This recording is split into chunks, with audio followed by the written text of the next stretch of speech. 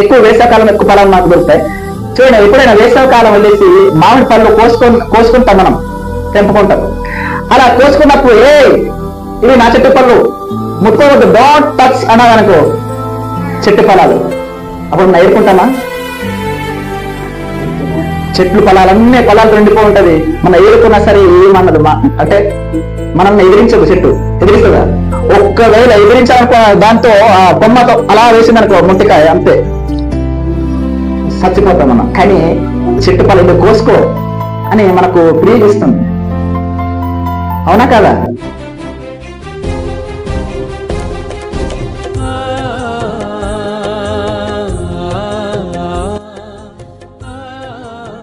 మంచిదండి.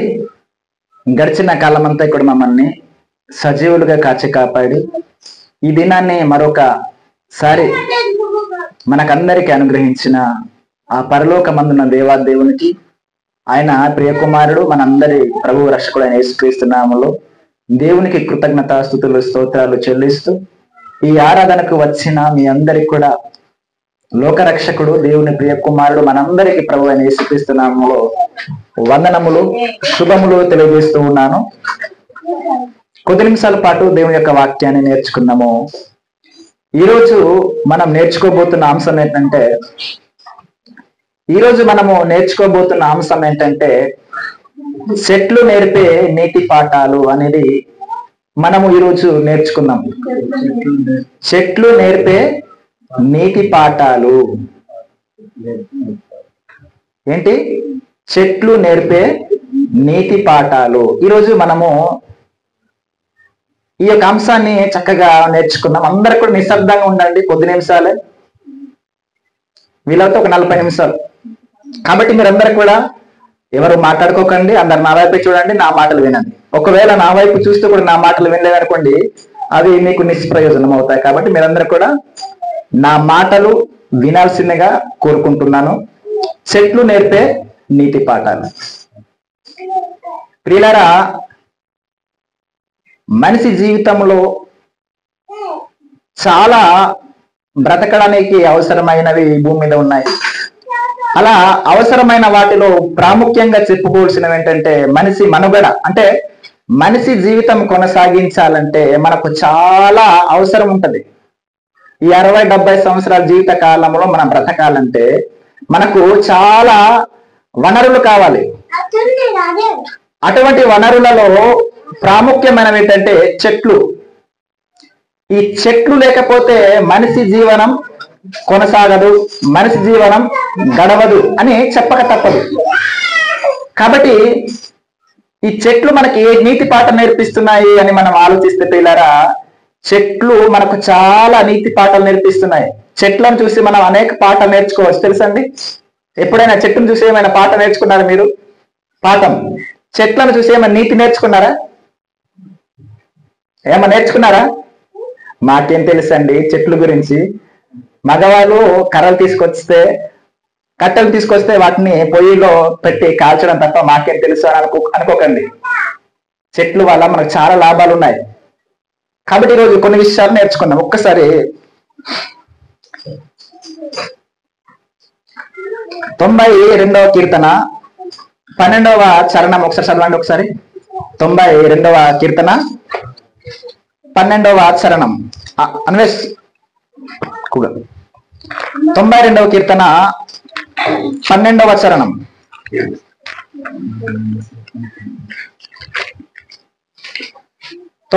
కీర్తన 12వ చరణం తీసారా? తీసిన వాళ్ళు చదవండి. నేను చదివేస్తాను, మీరు చదవలేకపోతున్నారు. నీతిమంతులు ఖర్జూర వృక్షం వలె మొవ్వు వేయుదురు, లెబానోని మీరి దేవదారు వృక్షం వలె వారు ఎదుగుదురు. యెహోవా మందిరంలో నాటబడిన వారై వారు మన దేవుని ఆవరణములలో వర్ధిల్లుదురు. దేవునికి స్తోత్రం. ప్రియులారా, బైబిల్ గ్రంథంలో దేవుడు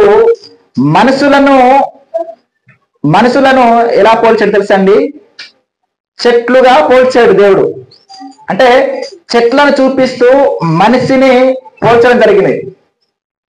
మీరు చెట్లు అని బైబిల్ గ్రంథంలో రాయించాడు. మీరు చెట్లు లాంటి వారు, చెట్లు చెట్లు చెట్లు అనుకొని చాలా సందర్భాల్లో దేవుడు రాయించిన మాటలు ఉన్నాయి. అయితే మనలను దేవుడు ఎందుకు చెట్లతో పోల్చాడంటే అనేకమైన విషయాలు మనకు తెలుస్తాయి. చెట్లతో దేవుడు మనల్ని ఎందుకు పోల్చాడు, అసలు మన చెట్లకు మనకు సంబంధం ఏంటి అని మనం ఆలోచిస్తే, చెట్లకున మనకు చాలా అవినాభావ సంబంధం ఉంది. అంటే చెట్లు మనుషులు వీటికి అంటే వీళ్ళ మధ్య ఏముందంటే చాలా అవినాభావ సంబంధం ఉంది. ఎలాగైతే భార్య భర్తల సంబంధం ఉంటుందో, పిల్లల తల్లిదండ్రులకు సంబంధం ఉంటుందో, అలాగే మనుషులకున చెట్లకు అవినాభావ సంబంధం ఉంది. అలాగే మనుషులకు మాత్రమే కాదు, జంతువులకు చెట్లకు కూడా చాలా అవినాభావ సంబంధం ఉంది. అంటే చాలా దగ్గర సంబంధం ఉంది. ఇక్కడ చూడండి, దేవదారు వృక్షం వల్లే మోవు వేస్తారు, ఖర్జూర వృక్షం వల్లే ఉన్నారు అనుకొని ఇందాక మొదటి కీర్తన చదువుకున్నాం కదా. ఎలా ఉంటాడు అనుకొని నీతిమంతుడు ఉంటాడు అనుకొని చెప్పాడు.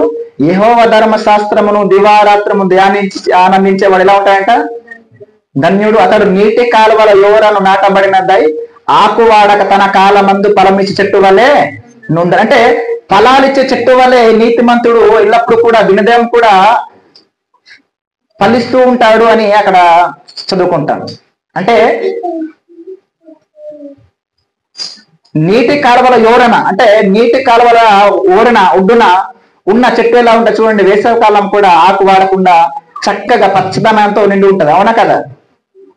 చక్కటి ఆకులు చూడగానే అమ్మ బాగుంది అన్నట్టుగా ఉంటది చెట్టు. కానీ చూడండి, వేసవికాలం రాగానే అక్కడ వాటర్ లేకుండా ఉన్నాయనుకోండి, చెట్లన్నీ కూడా ఏమైపోతాయంటే ఆకురాలు పోయి అసలు చూడముచ్చటగా ఉండవు. కానీ నీటి ఒడ్డున ఉన్న చెట్టు ఎలా ఉంటుందంటే చాలా ఫలాలిస్తూ ఆకు పచ్చగా తన కాలమందు ఫలాలిచ్చే చెట్టుగా ఉంటుంది. అలాగే దేవుని యొక్క ధర్మశాస్త్రాన్ని బైబిల్ గ్రంథాన్ని చదువుతూ దేవునికి లోబడి బ్రతికేవారు అలా ఉంటారు అని చెట్లను పోలుస్తూ చెప్పడం జరిగింది. ఇలా చాలా చెప్పడం జరిగింది, కానీ కొన్ని విషయాలు మీకు చెప్తాను. అయితే ఈరోజు మీకు కొన్ని చెట్ల గురించి చెప్పాలని ఆశిస్తున్నాను. ఒక్కసారి మనకు చెట్లు ఏ విధంగా ఉపయోగపడతాయి మీకు చెప్తాను. ఒకసారి న్యాయాధిపతుల గ్రంథము 9వ అధ్యాయం, న్యాయాధిపతుల గ్రంథము 9వ అధ్యాయము నేను త్వరగా మీకు మరి వివరించడానికి ప్రయత్నం చేస్తాను. న్యాయాధిపతుల గ్రంథము 9వ అధ్యాయము, న్యాయాధిపతుల గ్రంథము 9వ అధ్యాయము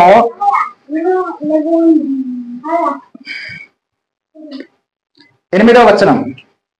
8వ వచనం నుంచి నేను చదువుతాను. నేను పాస్ట్ చదవాలి కాబట్టి నేను చదువుతాను. చూడండి, న్యాయాధిపతుల గ్రంథము 9వ అధ్యాయము 8 నుంచి 13 వరకు నేను చదువుతాను. చూడండి, పేజీ నెంబర్ 206 తీసారా? పేజీ నెంబర్ 206 అండి. న్యాయాధిపతుల గ్రంథము అందరు కూడా వినాలి, నేను చదువుతాను పాస్ట్. చెట్లు తమ మీద రాజును ఒకరిని అభిషేకించుకునవలని మనస్సు కలిగి బయలుదేరి మమ్మును ఏలుమని ఒలివ చెట్టు నడువగా, ఒలివ చెట్టు దేవునిని మానవులను దేని వలన నరులు సన్మానించుదరో ఆనా తైలము నీయక చెట్ల మీద రాజునై ఉండి ఇటు అటు ఊటకు నేను వచ్చేదనా అని వాటితో నేను. అప్పుడు చెట్లు నీ వచ్చి మమ్మను ఏలుమని అంజూరపు చెట్టు నడగగా, అంజూరపు చెట్టు చెట్ల మీద రాజునై ఉండి ఇటు అటు ఊటకు నా మాధుర్యమును నా మంచి ఫలమును నేను ఏక మానుదునా అని వాటితో నేను. అటు తర్వాత చెట్లు నీవు వచ్చి మమ్మను ఏలుమని ద్రాక్షావల్లి నడగగా, ద్రాక్షావల్లి దేవునిని మానవులను సంతోషపెట్టు నా ద్రాక్షారసము నేను ఇయ్యక మాని చెట్ల మీద రాజునై ఉండి ఎటు అటు ఊటకు నేను వచ్చేదనా అని వాటితో అనెను. అప్పుడు చెట్లని నీ వచ్చి మమ్మును ఏలుమని ముండ్ల పొద యుద్ధ మనవి చేయగా, ముండ్ల పొద మీరు నిజముగా నన్ను మీ మీద రాజుగా నియమించుకున్న గోరిని ఎడల రండి నా నీడను ఆశ్రయించుడి, లేదా అగ్ని నాలో నుండి బయలుదేరి లెబానోను దేవదారు చెట్లను కాల్చుడినని చెట్లతో చెప్పిన. దేవునికి స్తోత్రం. వినందరు కూడా ఇక్కడ అబీమెలెకును ఉద్దేశించి ఒక ఎరుబైలు కుమారుడైన ఒక వినాలి. ఎరుబైలుకి 70 మంది కుమారులు ఉంటారు. ఆ 70 మంది కుమారులను హతం చేసిన తర్వాత చిట్ట చివరి వాడు మిగిలిపోతాడు. అయితే అబీమెలెకు కూడా యెరుబ్బయలుకి కుమారుడే. ఆయనను రాజుగా చేస్తున్నప్పుడు తన యొక్క అన్నదమ్ములందరినీ చంపేశాడు. ఎవరు అబీమెలెకు. అలా చంపేసిన అబీమెలెకు రాజును చేస్తున్నారు ఈ షెకెము వాళ్ళు అని తెలుసుకొని ఏం చేస్తున్నాడంటే మనుషులను అది చెట్లతో పోలుస్తూ మాట్లాడుతున్నాడు. ఏమనంటే చూడండి, ఏ చెట్టు ఫస్ట్?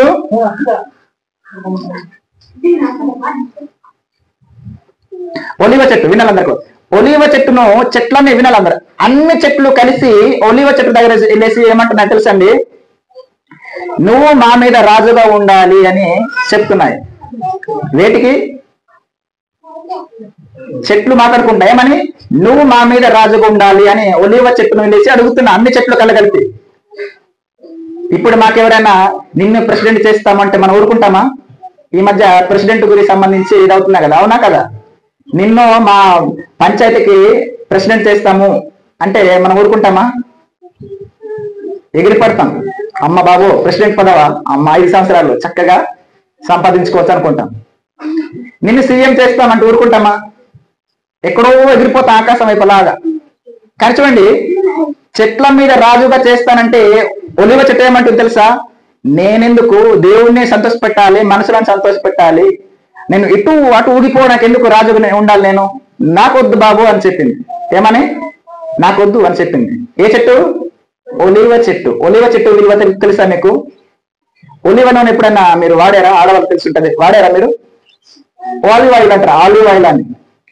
ఆలివ్ ఆయిల్ అంటారు, అంటే చాలా కాస్ట్లీ అది.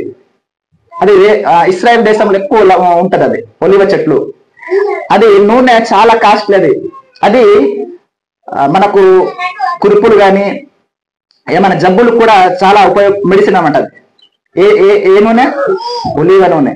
అంటే నేను దేవుణ్ణి సంతోషపెట్టాలి నూనెతో, అలాగే మనుషులను కూడా సంతోషపెట్టాలి. కానీ నేను ఎందుకు రాజుగా ఉండాలి, నేను వద్దు, నా బ్రతుకున్న బ్రతకనివ్వండి అని అంటుంది. ఎవరు? ఒలివ చెట్టు. నేను ఇటాటు ఊగిపోవడానికి ఎందుకు రాజుగా ఉండాలి, వద్దు, నేను వద్దు, దేవుని సంతోషపెట్టాలి, మనుషులను సంతోషపెట్టాలి అంటుంది. ఇంకో చెట్టు దగ్గర వెళ్తాయి. ఇక్కడ ఏ చెట్టు దగ్గర? అంజూరపు చెట్టు దగ్గర వెళ్తాయి. ఇంకో చెట్టు దగ్గర వెళ్దాం అనుకుని ఇంకో చెట్టు దగ్గర వెళ్తాయి. ఎక్కడంటే అంజూరపు చెట్టులో, అంజూరపు చెట్టు దగ్గర వెళ్ళాయి చెట్లని కూడా. అప్పుడు ఏమో తెలుసా, నీవు మా మీద రాజుగా ఉండు అన్నప్పుడు ఏమంటుంది అంజూరపు చెట్టు? నేను తీయటి ఫలాలు ఇవ్వాలి మనుషులకు, దేవుణ్ణి కూడా సంతోషపెట్టాలి, మనుషులకు కూడా తీయటి ఫలాలు ఇవ్వాలి. నేను చెట్ల మీద రాజా ఇటు అటు ఊగడానికి నాకు అవసరం లేదు, వద్దు అని చెప్పింది. ఒలివ చెట్టు వద్దన్నది, అంజూరపు చెట్టు వద్దన్నది. తర్వాత ద్రాక్ష చెట్టు దగ్గర వెళ్ళిపోతాయి, ద్రాక్షావళి దగ్గర వెళ్ళిపోతాయి. ద్రాక్షావళి దగ్గర వెళ్ళి ఏమంటుంది తెలుసా, నువ్వు మా మీద రాజుగా ఉండు అని చెట్లు అందరూ అంటున్నాయి. అన్ని చెట్లు, అడవిలో ఉన్న అన్ని చెట్లు అలా అంటున్నాయి. అప్పుడు ఏమంటుంది తెలుసా, నేను నా తీయటి ఫలాలతో మనుషులను సంతోషపెట్టాలి, మనుషులకు మంచి ద్రాక్ష రసాన్ని నేను ఇవ్వాలి, దేవుని కూడా సంతోషపెట్టాలి, మనుషులు కూడా సంతోషపెట్టాలి, కానీ నేనెందుకు రాజు ఉండి ఇటు అటు ఊగడానికి వస్తానని చెప్పగా, అమ్మ బాబు ఈ ఒలివ చెట్టు వద్దంటున్నాయి, అంజూరపు చెట్టు వద్దంటుంది, తర్వాత ద్రాక్షావల్లి వద్దంటుంది. కాబట్టి ఇప్పుడు ఎక్కడ వెళ్ళిపోయాయంటే అన్ని కలగలిపి ముళ్ళ చెట్టు ధర వెళ్ళిపోయాయి. ముళ్ళ పొద వెళ్ళేసి ముళ్ళ చెట్టు ధర అంటున్నాయి. ఏమంట తెలుసా, నీవు మా మీద రాజుగా ఉండు అన్నప్పుడు ఏమంటుంది తెలుసా ముళ్ళ చెట్టు, అమ్మో నేను రాజునా అనుకుని ఉప్పొంగిపోయి ఏమంట తెలుసా, సరే నేను మీ మీద రాజుకుంటాను. చూసారా, ముళ్ళ చెట్టు వల్ల మనకంతా అలా ఏం లాభాలు ఉంటాయా?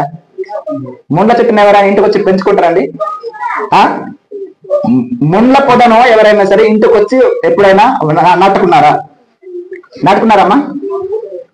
ఎందుకు? మనకు దాంతో పెద్దగా పని లేదు. నాటుకుంటే ఏ పొలాల్లో నాటుకుంటాము? అంజూరపు చెట్టు నాటుకుంటాము, ద్రాక్ష చెట్టు నాటుకుంటాము, ఒలివ చెట్టు నాటుకుంటాము, ఇంకా రకరకాల చెట్లు ఉంటాయి, మన వాటిని నాటుకుంటాం. కానీ ముళ్ళ చెట్టు ఎవరు కూడా నాటుకోరు. ఇలా మనిషి గురించి పోలుస్తూ చెట్లను ఇక్కడ మనకు చెప్పడం జరిగింది, చెట్ల గురించి చెప్పడం జరిగింది. అంటే మనుషుల గురించే కానీ చెట్లతో పోలుస్తూ చెప్పాడు. అయితే వినాలందరూ కూడా చూడండి, కొందరు ఏమన్నారంటే చెట్ల గురించి ఏమన్నారంటే తెలుసా, వృక్షో రక్షిత అన్నారు. ఏమని? వృక్షో రక్షిత అంటే చెట్లను రక్షించండి, మిమ్మల్ని రక్షిస్తాయి అని అన్నారు. ఏమని? చెట్లను మీరు రక్షించండి, అవి మిమ్మల్ని రక్షిస్తాయి. చెట్లు మనల్ని ఎలా రక్షిస్తాయండి అనగారు? చెట్లు మమ్మల్ని ఎలా రక్షిస్తాయి? చెట్లు మనం రక్షిస్తాయి, నిజంగా రక్షిస్తాయా? చెట్లను రక్షిస్తాయని కొంచెం చెప్పారు. అలాగే చెట్లను నాటండి, భవితను కాపాడండి అనుకుని, ఇంటికి ఒక చెట్టు నాటండి అనుకుని, మనకు చెట్ల గురించి చాలా నినాదాలు ఉన్నాయి, చాలా సూక్తులు ఉన్నాయి. ఇంటికో చెట్టు ప్రగతికో మెట్టు అని రకరకాలు ఉన్నాయి, చాలా నినాదాలు ఉన్నాయి చెట్ల గురించి. చెట్లను కాపాడండి, పర్యావరణం రక్షించండి అనుకుని చాలా నినాదాలు చాలా ఉన్నాయండి. అయితే చెట్లు మనల్ని ఎలా రక్షిస్తాయి? ఏమా ఎప్పుడైనా మీరు చెట్లు రక్షించేది మీరు ఎప్పుడైనా విన్నారా? చెట్ల గురించి ఎప్పుడైనా గొప్పగా విన్నారా? ఈరోజు వింటారు, మీరు వినాలి అందరు కూడా. ఓకేనండి, వినాలందరూ కూడా. చెట్లు మనకు ఏ విధంగా సహాయపడతాయి మీరు కొద్ది నిమిషాలు వినండి. చూడండి, మనం ఊపిరి పీల్చుకుంటాం కదా, శ్వాస తీసుకుంటున్నాం. అలా శ్వాస తీసుకుంటున్నామంటే ఈ శ్వాస మనం తీసుకునే గాలిలో ఏముండాలి తెలుసా అండి? ఆక్సిజన్ ఉండాలి. ఏముండాలి? చదువుకున్న పిల్లలకు తెలుసు ఏముండాలి?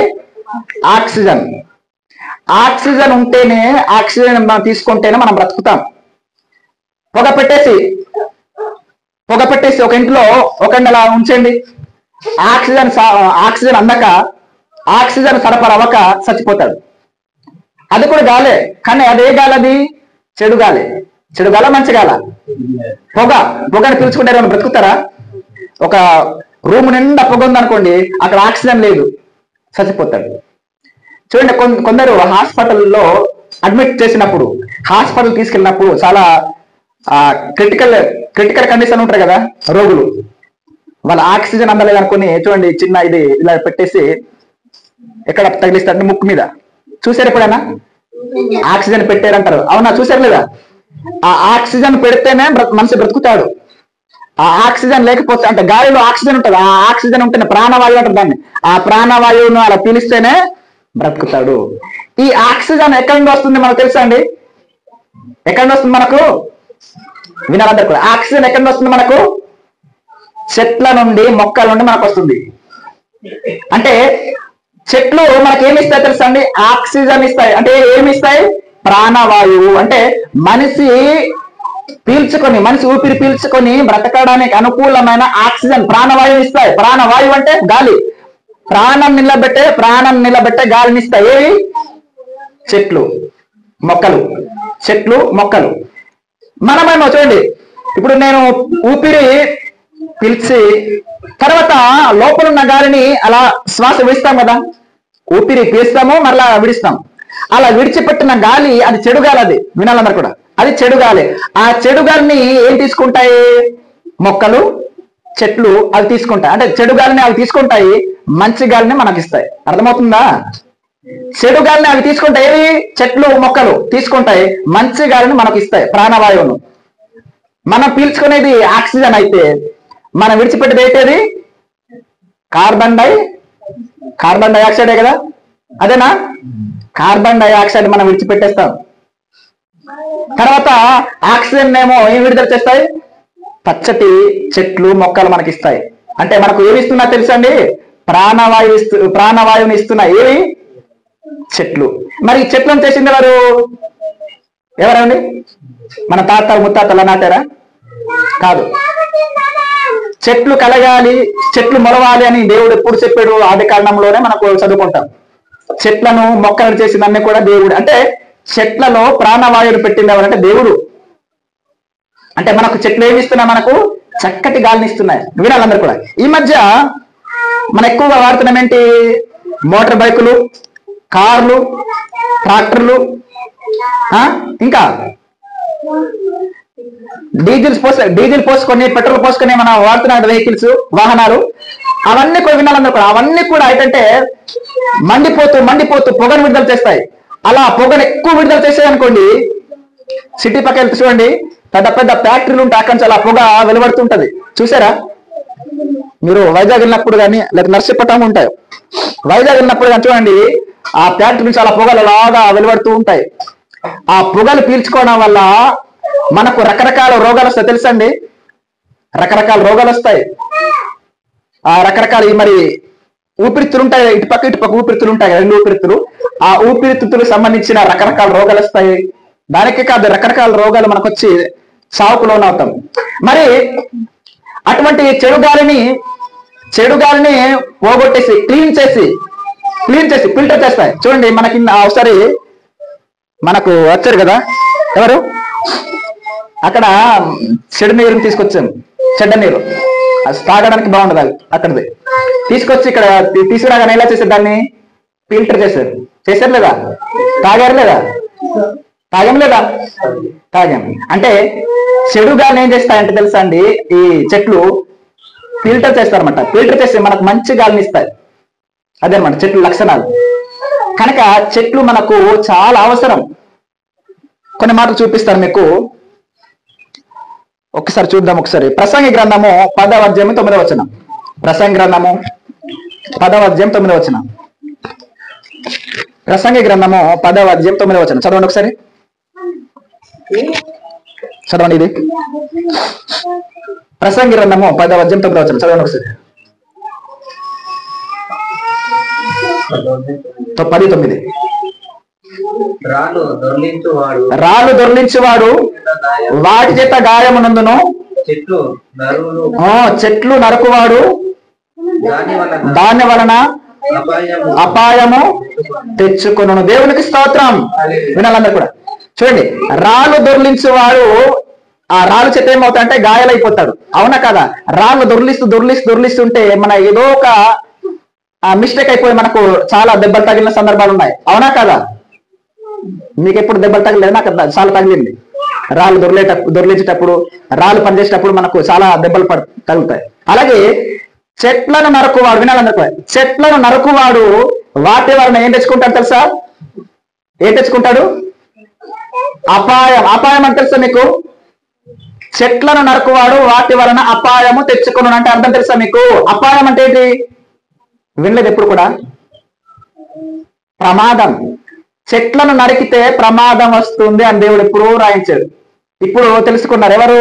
శాస్త్రవేత్తలు తెలుసుకున్నారు, గొప్ప గొప్ప మేధావులు తెలుసుకున్నారు. ఒరే, మనకు చెట్లు నరకకూడదురా, చెట్లే మనకు నేస్తారని చెప్పేశారు. ఏమని? చెట్లే మనం నరకూడదు, చెట్లే మనకు నేస్తాలు, చెట్లే మనకు జీవనాధారాలు, చెట్లే మనం రక్షిస్తాయి.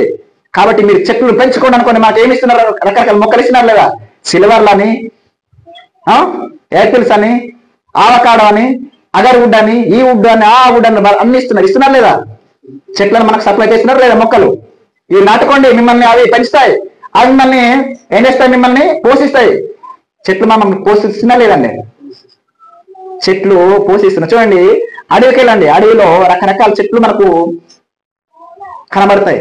అందులో రకరకాల పళ్ళు, అందులో రకరకాల కాయలు, చెట్టు ఫలాలు మనం తింటూనే బ్రతుకుతున్నాం కదండి. మనం పల్లెటూళ్ళు ఉన్నాం కదా, మనం కూడా ఆ చెట్లు ఫలాలన్నీ కూడా మనకే.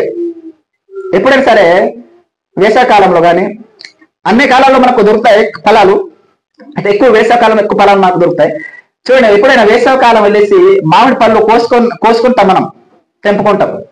అలా కోసుకున్నప్పుడు ఇవి నా చెట్టు పళ్ళు, ముట్టుకోవద్దు, డోంట్ టచ్ అన్నదనుకో చెట్టు ఫలాలు, అప్పుడు మనం ఏరుకుంటామా?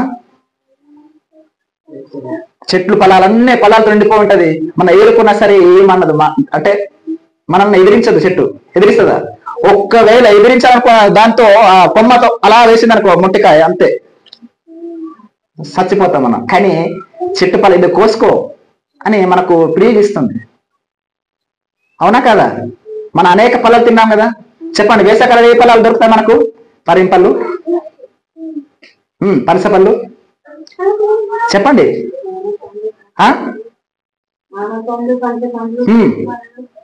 నేరేడు పళ్ళు, ఇంకా రకరకాల పళ్ళు మనకు దొరుకుతాయి. బూసి పళ్ళు అనుకో, ఏ రకరకాల అన్ని పళ్ళు దొరుకుతాయి. ఈ చెట్లు ఫలాలు మనకు ఏమి ఇస్తున్నాయని తెలుసా? మనకు ఫలాలు ఇస్తుంటాయి, ఆహారం ఇస్తున్నాయి. అందుకని ఒక చక్కటి మాట చూద్దాం ఒకసారి. యెహెజ్కేలు గ్రంథము 47:7 తీయండి ఒకసారి. యెహెజ్కేలు గ్రంథము 47:7. యెహెజ్కేలు గ్రంథము 47వ అధ్యాయం 7వ వచనం. యెహెజ్కేలు గ్రంథము 47వ అధ్యాయం 7వ వచనం. క్షమించండి, 47వ అధ్యాయము 12వ వచనం. 7 అంటున్నా నేను. యెహెజ్కేలు గ్రంథము 47వ అధ్యాయం 12వ వచనం. తీసారా? పేజీ నెంబర్ 729, పాత నిబంధన గ్రంథంలో పేజీ నెంబర్ 729 తీసారా? నది తీరమున ఇరు ప్రక్కల ఆహారమిచ్చు సకల జాతి వృక్షములు పెరుగును, వాటి ఆకులు వాడిపోవు, వాటి కాయలు ఎప్పటికీ రాలవు. ఈ నది నీరు పరిశుద్ధ స్థలములో నుండి పారుచున్నది గనుక ఆ చెట్లు నెల నెలకు కాయలు కాయను, వాటి పండ్లు ఆహారమునకును, వాటి ఆకులు ఔషధమునకును వినియోగించును. దేవునికి స్తోత్రం. వినాలందరూ కూడా చూడండి, ఒక నది ప్రవహిస్తుందంటండి. వినాలందరూ, ఒక నది ప్రవహిస్తుందంట. ఆ నదిలో రకరకాల చెట్లు ఉన్నాయంట, రకరకాల చెట్లు ఉన్నాయంట. వినాలందరూ కూడా, అక్కడ లేని చెట్టు అంటే ఏం లేదు, అక్కడ రకరకాల చెట్లు ఉన్నాయంట. అందులో ఆకులు వినాలంట, ఆకులు వాడిపోవట్లేదు. అలాగే నెల నెల కాపు ఇస్తున్నాయి, నెల నెల కాపు వస్తుంది. ఆ పండ్లేమో, ఆ కాయలేమో కింద అసలు పడిపోవట్లేదు, అవి వేస్ట్ అవ్వట్లేదు. అలాగా ఫలాలు ఇస్తూనే ఉన్నాయి. వినాలందరూ కూడా, నెల నెల కాపు కాస్తుంది. వినాలి, నెల నెల కాపు కాస్తుంది. అలాగే ఆ చెట్లు ఎవరికి ఆహారంగా మారుతుందంట? మనుషులమైన మనకు, జంతువులకు. అంటే చెట్లు ఫలాలు ఆహారంగా మారుతున్నాయంట. చూడండి, మనకు ఊర్లో అయితే బొప్పాయి పండు, ఒక్క బొప్పాయి పండు తిని చాలు, కడుపు నిండిపోద్దా లేదా? నిండుతుందా లేదా? మీరు తిన్నారు లేదా? బొప్పాయి పళ్ళు ఎప్పుడు తినలేదా? విచిత్రంగా చూస్తున్నారు. చూడండి, బొప్పాయి పళ్ళు అని, అరటి పళ్ళు అని, ఇంకా రకరకాలు మనం పెంచుకుంటాం ఊళ్ళో, అలాగే అడవుల్లో కూడా. చూడండి, ఇక్కడ ఏమంటున్నాను చూడండి, వాటి పండ్లు ఆహారమునకును, వాటి ఆకులు ఔషధమునకును వినియోగించును. చూసారండి, అంటే ఆ పళ్ళు మనకు ఆహారంగా ఉపయోగపడతాయి. తెలుసండి, చెట్టు ఫలాలు. వినాలి, ఫలాలు వల్ల మనకు ఎక్కడ లేని శక్తి వస్తుంది. తెలుసండి, చూడండి, బత్తాయి పండు అని, నారింజ పండు అనుకొని, యాపిల్ పండు అనుకొని, గ్రేప్స్ అంటే ద్రాక్ష పళ్ళు అనుకొని, మనకు జ్యూస్ సెంటర్స్, మనకు పాడర్ కానీ, నర్సీపట్నం కానీ, చింతపల్లి కానీ మనకు అందుబాటులో ఉంటాయి. ఆ జ్యూస్ మనం తాగినప్పుడు అండి మనకు శక్తి వెంటనే వస్తుంది మనకు. అందుకని నేను ఎక్కువ వెళ్ళినప్పుడు, నేను హోటల్కి అయితే నేను ఎక్కువగా తినను. అరటి పళ్ళు ఉంటే అరటి పళ్ళు, లేదంటే ఏమైనా పళ్ళు కొనుక్కొని తింటే కడుపు నిండిపోద్ది నాకు. కొందరు ఇంకా డబ్బులు ఉన్నాయి కదా, వెంటనే వెళ్ళేసి చికెన్ బిర్యానీ, మటన్ బిర్యానీ. ఈ బిర్యానీ తినడం వల్ల మనకు మనకు అరుగుదల రాదు. చాలా మంది అదే ఇంకా మటన్ బిర్యానీ లాగించే నేను సింపుల్ గా ఒక 50 లేదా 60 డబ్బులు ఉంటాయి, కొనుక్కొని అరటిపళ్ళు కొనుక్కొని తింటాను చక్కగా. మనకు వెంటనే శక్తి వస్తాయి. చూడండి, మనకు ఫలాలు మనకు ఆహారంగా మారుతున్నాయి. ఈ ఫలాలు మనకు ఎవరిస్తున్నారు? చెట్లేనా? చెట్లే కదా. చెట్టు ఫలాలు మనం ప్రతిసారి తింటున్నాం మనం. ఇదిగో ఇందాక తీసుకొచ్చారు, కానీ తీసుకొచ్చారు ఏదో దోసకాయవా?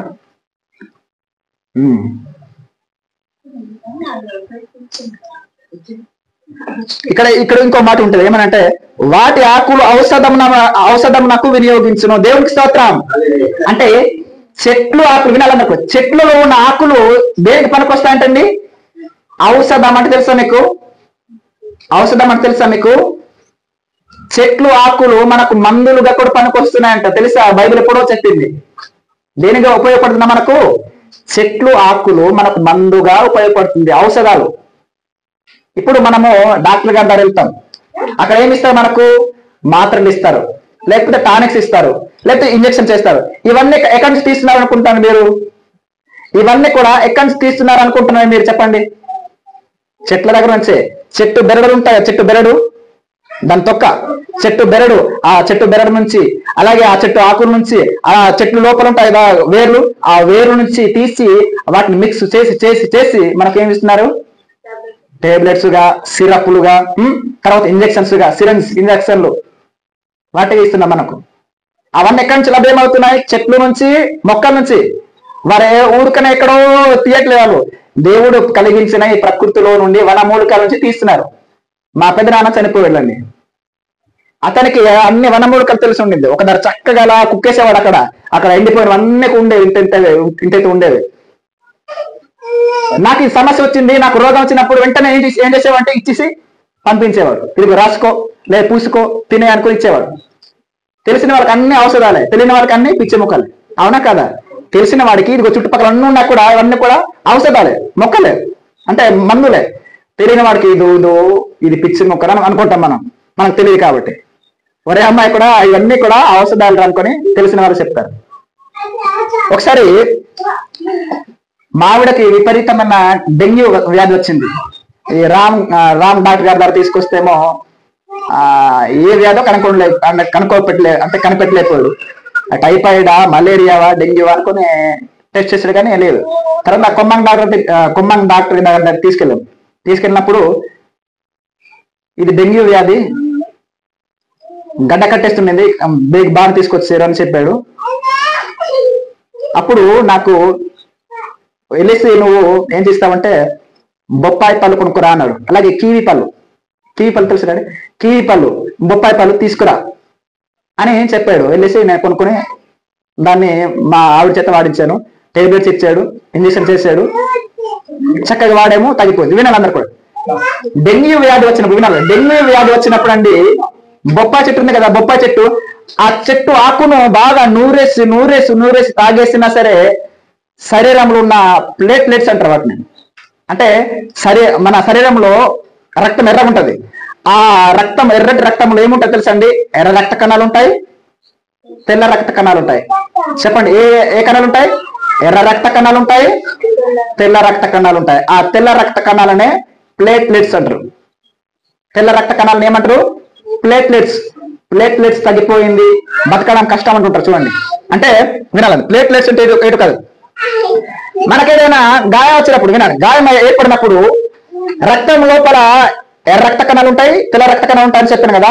ఆ తెల్ల రక్త కణాలు ఏం చేస్తాయి తెలుసా అండి? అక్కడ ఉన్న బ్యాక్టీరియాతో, సూక్ష్మజీవులతో పోరాడి ఏం చేస్తాయంటే గాయాన్ని వెంటనే మాన్పిస్తాయి. దాన్నే రోగ నిరోధక శక్తి అంటారు. ఏమంటారు? రోగం మనకు వస్తుంటది, మన ఏ వాడకుండా మనకు తగ్గిపోద్ది. అంటే మనలో ఏముంటాయంటే ప్లేట్లెట్స్, అంటే తెల్లటి రక్త కణాలు ఆ రోగ క్రిములతో ఏం చేస్తుంటాయి? పోరాడతాయి, ఫైటింగ్ చేస్తాయి. అంటే ఆ ప్లేట్లెట్స్ ను పెంచుతాయి ఏవి? బొప్పాయి ఆకులు, అలాగే బొప్పాయి పళ్ళు. వాటి తినడం వల్ల మన శరీరంలో ఉన్న ప్లేట్లెట్స్ సంఖ్య పెరుగుతుందన్నమాట. అలా తగ్గిపోయిన అనుకోండి చచ్చిపోయినట్టే ఇంకా. అందుకనే ప్లేట్లెట్స్ తగ్గిపోయింది అంటుంటారు. మనిషి బ్రతకడేమని డాక్టర్లు చెప్తుంటారు. ప్లేట్లెట్స్ తగ్గకూడదు అంటే తెల్లటి రక్త కణాలు మనకు తగ్గకూడదు. అవే మనకు రోగ నిరోధక శక్తి ఇస్తాయి అన్నమాట.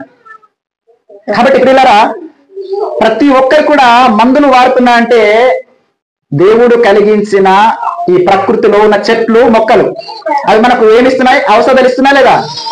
ఏమో అర్థమవుతుంది లేదా మీకు? ఏదో అనంతగా మీరు అవుతున్నారు. చూడండి, మనకు చెట్ల నుంచి ఏమొస్తుంది? మనకు మెడిసిన్. అంటే చెట్ల నుంచి మనకు ఔషధాలు వస్తున్నాయి, చెట్ల నుంచి ఫలాలు, ఆహారం వస్తుంది. ఇంకా చెట్ల వల్ల మనకేమి? నీడ. వేసవికాలం చూడండి ఎలాగా మనం ఎక్కడైనా ప్రయాణం చేస్తూ వెళ్ళిపోతుంటాం. ఎండకి మన ముఖం అంతా వాడిపోయి చెమట వచ్చేసి అలసిపోయి అమ్మ బాబు ఎక్కడ చెట్టు నీడ ఉంటే మనం చూస్తాం, చెట్టు నీడను ఆశ్రయిస్తాం. ఎక్కడ చెట్టు ఉందనుకోండి, అక్కడ చెట్టు నీడలో వెళ్ళేసి మనం కూర్చున్నాం అనుకోండి, అమ్మాయ అక్కడ మళ్ళీ మన ప్రశాంతమైన గాలి, ఏసీలో కూడా గాలి మంచిగా దొరకదు, అలా వీస్తుంటే గాలి, అమ్మాయ అనుకుని అలక తీర్చుకుంటాం. అవునా కదా? అంటే చెట్లు మనకేమిస్తాయి? నీడనిస్తాయి, అలాగే మంచి గాలిని ఇస్తాయి. అలాగే ఇంకోటి ఏంటంటే ఫలాన్ని ఇస్తాయి, అంటే ఆహారాన్ని ఇస్తాయి. ఇంకేమి ఇస్తాయి? మనకు ఔషధాన్ని ఇస్తాయి. అలాగే ఇంకేమి ఇస్తాయంటే చెట్లు మనకు వర్షాలను కూడా ఇస్తాయి. తెలుసా అండి? అర్థమవుతుందా? చెట్లు మనకు వర్షాలను ఇస్తాయి. చెట్లు లేకపోతే అన్ని చెట్లు నరికేయండి, మొక్కలు నరికేయండి, వర్షాలు పడవు. అలా దేవుడు ఒక నియమాన్ని పెట్టాడు, చెట్లు వల్లనే మనకు వర్షాలు పడుతున్నాయి. అందుకనే చెట్ల నరకకండ్ర బాబు అని ఇప్పుడు అంటున్నారు ఎవరు? శాస్త్రవేత్తలు. చెట్ల నరకేస్తే భూమి, వినాలనుకో, చెట్లను నరకేస్తే భూమి ఏమైపోద్ది తెలుసండి? భూమి వేడి అలాగే పెరిగిపోద్ది. వినాలనుకో, చెట్లను నరకడం వల్ల భూమి వేడి, ఉష్ణోగ్రత విపరీతంగా పెరిగిపోతుంది. అప్పుడు మనకు వర్షాలు పడవు. చూడండి, భూమి కొన్నిసార్లు బద్దలైపోతుంటది, అంటే ఎండ వేడి వల్ల. అలాగే చెట్లు ఉన్నాయనుకోండి మనకు వర్షాలను ఇస్తాయి, చల్లటి గాలిని ఇస్తాయి, చల్లటి కూల్నెస్ ఇస్తాయి అనమాట. కాబట్టి పిల్లరా చెట్లు వర్షాలు పడడానికి కూడా అవకాశం ఉంది. చెట్లు మనకు వర్షాన్ని కూడా ఇస్తాయి. ఇంకా చెట్లు మనకి ఏమి ఇస్తాయి? ఇంకా చెట్ల వల్ల ఉపయోగాలు ఏంటి చెప్పండి? ఇవన్నీ ఏంటండి? ఇవేంటి ఏంటి ఎక్కడి నుంచి వచ్చింది ఇది? మనం ఇల్లు కట్టుకోవాలంటే ఏముండాలి మనకు? ఈకు ఉండాలి కదా. చెట్లు ఖచ్చితంగా ఉండాలి. మనము మంచి తలుపులు వేయాలన్నా, తలుపులు వేసుకోవాలన్నా, కిటికీలు వేసుకోవాలన్నా, ఇంకా రేకులు వేసేటప్పుడు ఇవి కూడా ప్రతి దాంట్లో మనకు చెట్లు పనికొస్తాయి. చెట్లు మనకు కలపగా ఉపయోగపడుతున్నాయి. బెడ్ మంచం కావాలన్నా సరే హాయిగా మనం పడుకుంటాం కదా, అవన్నీ కూడా దేంతో తయారు చేస్తారు? చెట్టు కలప. మనకు కలపని కూడా ఇస్తాయి. అలాగే చెట్లు చచ్చిపోయాక మనకు అది బ్రతికినప్పుడు మనకు ఫలాన్ని ఇస్తుంది. ఒక చనిపోయాక కూడా మనకు ఏమిస్తుంది? మనకు పొయ్యిలో ఏమిస్తుంది? మనకు కట్టెలుగా మారిపోయి మనకు ఆహారం వండుకోవడానికి ఉపయోగపడుతుంది. అవునా కదా? ఆడవాళ్ళకి బాగా తెలుసు. ఆ పొయ్యి మీద అలా కూర్చొని రోజు అని ఊరుతుంటారు అన్నమాట. మంచి కర్రలు తీసుకురా అని అంటుంటారు. మాకు కూడా చెప్తుంటారు, మంచి కర్రలు బాగా పేడింది, మంచి కర్రలు తీసుకురా అని. అంటే చూడండి, చెట్లు మనకు కర్రలు కూడా ఉపయోగపడుతున్నాయి. చచ్చిపోయాక కూడా మనకు, చనిపోయాక కూడా మనకు కర్రలు ఉపయోగపడుతున్నాయి. అలాగే బొగ్గులు, ఆ బొగ్గులతో కూడా మనకు ఇంకా అయితే పని ఉందా లేదా?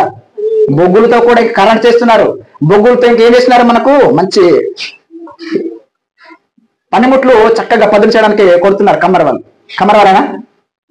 కమ్మరవాలేదా కొట్టేది? కమ్మరవాలే కదా. అలాగే ఆ బొగ్గులతో కరెంట్ తయారు చేస్తున్నారు. బొగ్గులతో రకరకాలు చేస్తున్నారు అన్ని కూడా. చెట్లు మనకు చాలా ఉపయోగం అండి. అందుకే చెట్లు మనకు నేస్తాలు అన్నారు. చెట్లు మనకు చాలా ఉపయోగం. కానీ చెట్టు విలువకు తెలియకుండా చాలా మంది నరికిస్తున్నారు. అందుకని దేవుడు ఏమన్నాడు? చెట్లను నరుకువాడు దాని వలన ఏమొస్తుంది? అపాయం, ప్రమాదం వస్తుంది, జాగ్రత్త అన్నాడు దేవుడు.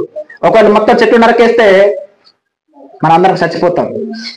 అలాగే చెట్లను వినాలి, చెట్లను బట్టి ఏ జంతువులు బ్రతుకుతున్నాయి తెలుసా? ఈ భూమి మీద ఉన్న జీవరాశులు అన్ని కూడా, పురుగు పుట్ర మొత్తం మొదలుకున్న అన్ని పక్షులు, జంతువులు అన్ని కూడా దేని వల్ల బ్రతుకుతున్నాయి? చెట్లు వల్ల. చెట్లు యొక్క కాయలు, వాటి ఆకులు అన్ని వాటి వల్ల బ్రతుకుతున్నాయి. ఒకవేళ ఆ చెట్లు లేకపోతే వాటి మనుగడ ఉండదు, అలాగే మన మనుగడ కూడా ఉండదు. ఒక మాట చూద్దాం ఒకసారి. ఇందాక చదువుకున్నాం కదా, ఆదికాండము 1వ అధ్యాయం 29-30 వచనాలు. ఆదికాండము 1వ అధ్యాయం 29-30 వచనం చూడండి. దేవుడు, ఇదిగో భూమి మీద ఉన్న విత్తనములు ఇచ్చే ప్రతి చెట్టును, విత్తనములు ఇచ్చే ప్రతి వృక్షమును మీకు ఇచ్చి ఉన్నాను, అవి మీకు ఆహారమగును. భూమి మీద నుండి జంతువులన్నిటికీ, ఆకాశ పక్షులన్నిటికీ, భూమి మీద ప్రాకు సమస్త జీవులకు పచ్చని చెట్లని ఆహారమగునని పలికిన. ఆ ప్రకారమైన దేవుడు స్తోత్రం. చూడండి, భూమి మీద ఉన్న ప్రతి జీవరాశికి, అంటే ప్రాకే జీవి మొదలుకొని పెద్ద పెద్ద జంతువుల వరకు చెట్లు జీవన ఆధారం. తెలుసండి, చెట్లు లేకపోతే జంతువులు లేవు. జంతువులు లేకపోతే మనం ఉండవు, మనకు ఆక్సిజన్ ఉండదు, మనకు వర్షాలు ఉండవు, మనకు నీడ ఉండదు. ఉష్ణోగ్రత పెరిగిపోయి మనందరూ కూడా మాడి మసైపోయి చచ్చిపోతారు. కాబట్టి చెట్లు మనకు ప్రతి విషయంలో మనకు ఉపయోగపడుతున్నాయి లేదా? కాబట్టి చూడండి, ఇక్కడ ప్రతి జంతువు కూడా, ప్రతి మనిషి కూడా బ్రతకడానికి చెట్లే మూలమని దేవుడు రాయించలేదా? దేవుడు రాయించలేదా? చెట్లు లేకుండా ఒకసారి ఊహించుకోండి, మన ఇల్లు కట్టుకోలేము, మన ఆక్సిజన్ అందదు, మనకి ఏది కూడా అందదు. ఇందాక అన్ని చెప్పాను మీకు, అన్ని పాయింట్లు చెప్పాలంటే ఇంకా టైం అవుతుంది. కాబట్టి ప్రియులారా, ఇంకా చాలా నేనైతే చెట్టు వల్ల ఏటి ఉపయోగాలను కూడా నేను చూసాను. ఇంకా చాలా ఉన్నాయి, కానీ అవన్నీ చెప్తే మనకు టైం కూడా అవుద్ది. ఇంకో మాట చూద్దాము, ఇంకో మాట చూసుకుందాం ఒకసారి. యోవేలు గ్రంథము 2:22. యోవేలు గ్రంథము 2:22. యోవేలు గ్రంథము, దానియేలు తర్వాత హోసేయ, యోవేలు, దానియేలు తర్వాత హోసేయ, యోవేలు, ఆమోస్ ఉంటది. దానియేలు గ్రంథం తర్వాత హోసేయ, యోవేలు ఉంటది. దానియేలు, హోసేయ, యోవేలు. 2వ అధ్యాయం 22వ వచనం, పేజీ నెంబర్ 753. చూడండి, పశువులారా భయపడకుడి, గడ్డి బీలలో పచ్చిక మొలుచును, చెట్లు ఫలించును, అంజూరపు చెట్లును ద్రాక్ష చెట్లు సమృద్ధిగా ఫలించును. దేవుని స్తోత్రం. పశువులారు మీరు భయపడకండి, గడ్డి మొలుస్తుంది, అలాగే అంజూరపు చెట్లు ద్రాక్ష చెట్లు ఫలిస్తాయని చెప్పడం జరిగింది. అంటే మనం చూడండి, మేకలు పెంచుకుంటాము, గొర్రెలు పెంచుకుంటాము, పశువులు పెంచుకుంటాము. గడ్డి మొలవపోతే వాటికి ఆహారం ఉంటుందా? అవి ఆహారం తినకపోతే మనకు ఆహారంగా మారాలి, అది ఏ జంతువు అయినా సరే. కాబట్టి ప్రతిది కూడా చెట్ల వలన, గడ్డి వలన, మొక్కల వలన ఇవన్నీ కూడా బ్రతుకుతున్నాయి. బ్రతకట్లేదండి అని అనగలం మనం? బ్రతకట్లేదని అనగలమా మనం? అనలేము. ఇంకేంటంటే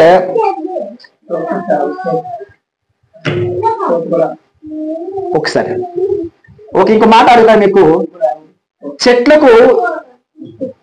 చెట్లకు ప్రాణం ఉంటుందా లేదా? చెప్పండి, మీరు చెప్పకండి. చెట్లకు ప్రాణం ఉంటుందా లేదా? పెద్దవాళ్ళు చెప్పండి, మీరు చెప్పండమ్మా. మీరు చెట్లకు ప్రాణం ఉంటుందా లేదా?